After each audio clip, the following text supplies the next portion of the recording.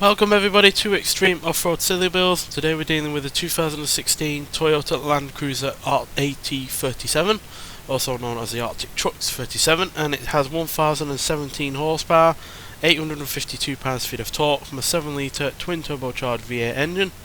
The car itself now weighs 3,967 pounds, already came with the giant off-road tyres and all-wheel drive system. I think it's now been jacked up though on off-road suspension, although it already technically had it, and yeah, it can now do 0 to 60 in 3.706 seconds, 0 to 106.5 seconds, and do 214 miles an hour. So yeah, the speed, acceleration, and the off-road ability are all great.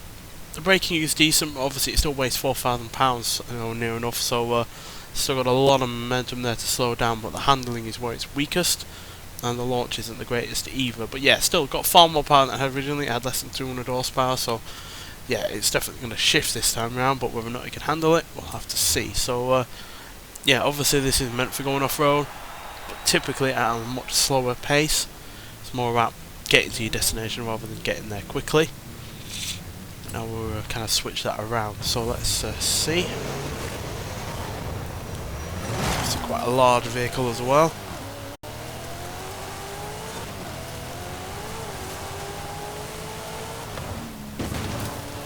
Shouldn't have any real trouble with the off-road stuff. It's more about whether it be controllable or not.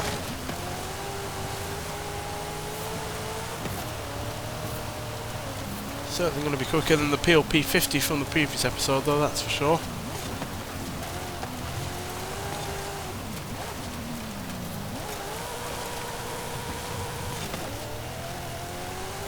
This is obviously a normal car, whereas that was not.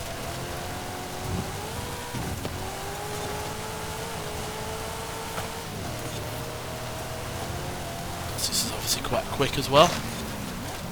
Despite weighing so much, it's still more than capable of getting up to a high rate of speed.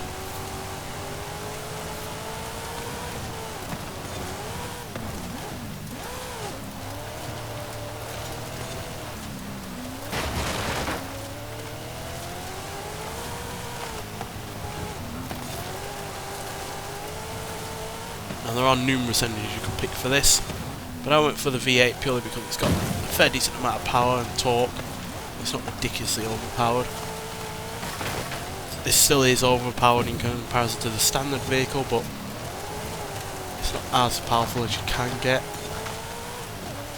But a V8 seems right in this car. I would have thought a V10 would suit a car like this, to be honest, so didn't go for that.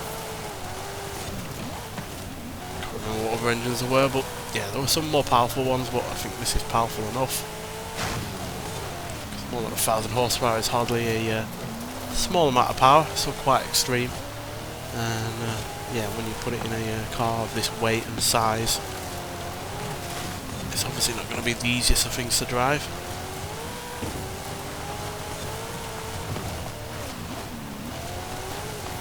Unlike a V10 for instance, you're going to get a bit more torque out of this as well, so which you really need when you're shifting a lot of weight around.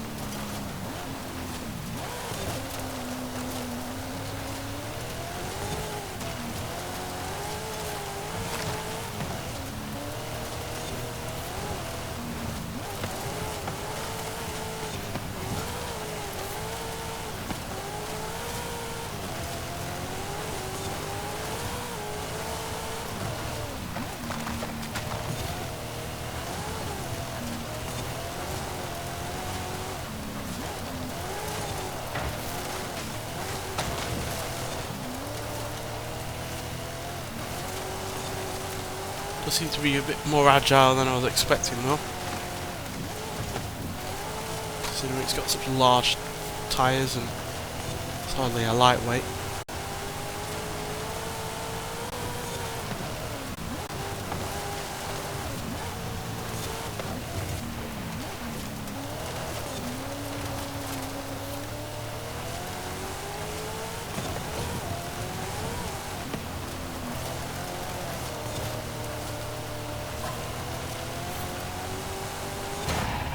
And there we go.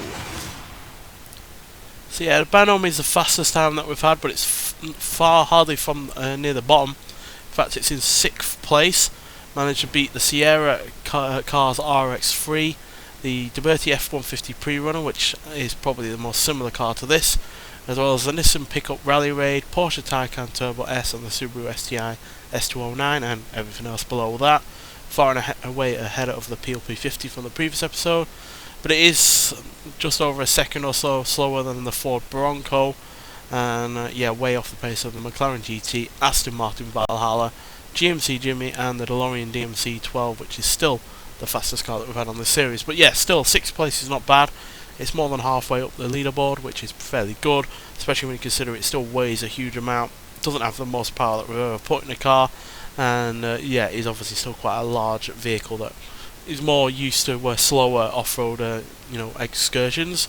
It's not really meant for going 100 mile an hour over rough terrain. It's more 60 mile an hour or so and get you there, but not very quickly. But yeah, surprisingly it did really rather well with all that extra power and torque. Nonetheless, thanks for watching, and I'll see you in the next one. Bye.